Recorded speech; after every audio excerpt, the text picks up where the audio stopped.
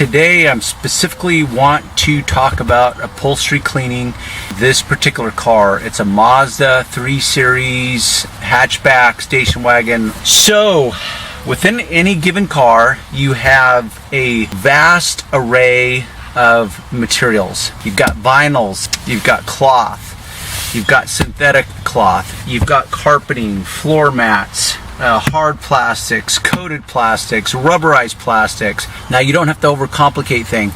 Now if you wanted to, you could fill your garage with a specialized cleaner for each material. For example, they will have special leather cleaners, they will have special carpet upholstery cleaners, plastic cleaners, vinyl cleaners. But the reality is it can be much more simplified than that.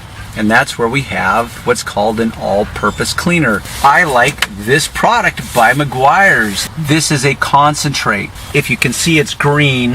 Now what I want to demonstrate specifically with this car is this synthetic material is not a typical cloth. Like with carpeting, you have what's called a nap. Now imagine carpeting, it's got all the individual fibers that stick up like this, okay? So the dirt really, unless it's a liquid spill that spills down into the base of the material and so forth, the dirt's really going to be limited to the top parts of the fiber. That's the good news. It's much easier to clean. Now the problem with this type of material is that it's a synthetic and it's a tight weave. So it's like this. And so it's like cleaning a material that's got these tight weaves where it's all interconnected very tightly. So I have my cleaning solution, which is the all-purpose cleaner. It's diluted down so it doesn't look green anyways. It's very straightforward. I've already pre-vacuumed this. Now as a rule, I prefer microfiber cloths because they're so absorbent. The material is far superior than like a terry cloth towel.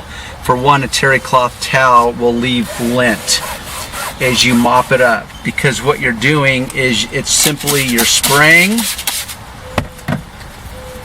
you're scrubbing, and you are mopping it up or wiping it up like this. Now this is a relatively new car. It only has 12,000 miles on it. This is the passenger seat, so there's not a whole lot of dirt. In fact, I specifically got this white cloth to show you if indeed any dirt came up, which virtually a little bit, but hardly any. But the point is when you're cleaning this type of material, a lot of people will find it confusing or complicated and won't want to deal with it because they think, oh, I've got to go rent a carpet extractor or a hot water extractor. One of those types of equipment that you would use on the carpeting on the inside of your house. That's just not the case. Now what we're dealing with, or what most of you will be dealing with, is what I will call superficial dirt, which means it's dirt that's tracked into the car from your body, or it's dry material, maybe food, that type of stuff. Occasionally you'll have a spill, a liquid spill. Now those are always more difficult because the liquid spill will what's called a wicking phenomenon, which means that it spreads into other areas. So a spill is much more difficult to contend with or deal with or clean up. So it's as simple as, like I said, you spray, get your scrub brush, you scrub, and you mop up. And like I said, I prefer a microfiber cloth.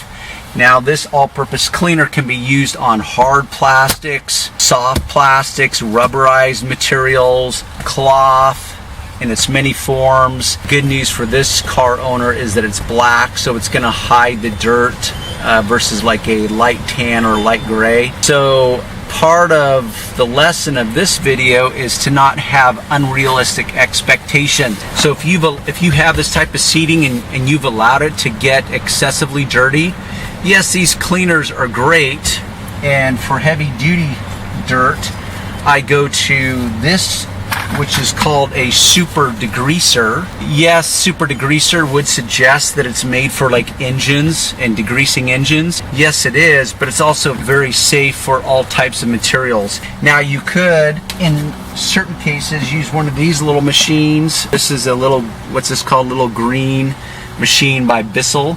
I also keep one of these. Instead of spending like $2,000 on the heavy carpet extractors, which is a rule I don't have to use anyways, I keep one of those in the event that there is a spill, because those are a little more effective at cleaning up spills. So with that said, I just want to make a special video in dealing with this tight fabric. Is one, have realistic expectations, which is it's very difficult to deal with. Even as a professional with years and years of experience, it's just a nightmare. So the best bet is don't get it dirty. These two cleaners I highly recommend. There's different types of tools you can use, from a scrub brush to a toothbrush to even a dusting brush. If I'm getting in nooks and crannies, I will get this wet and agitate the area, break up the dirt, and then mop it up with my microfiber.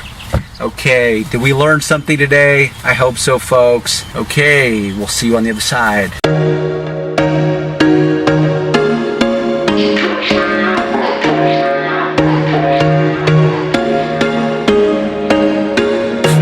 Once a day that I would pray for you. I'd go and misbehave just so you'd notice too. Sneaking looks up and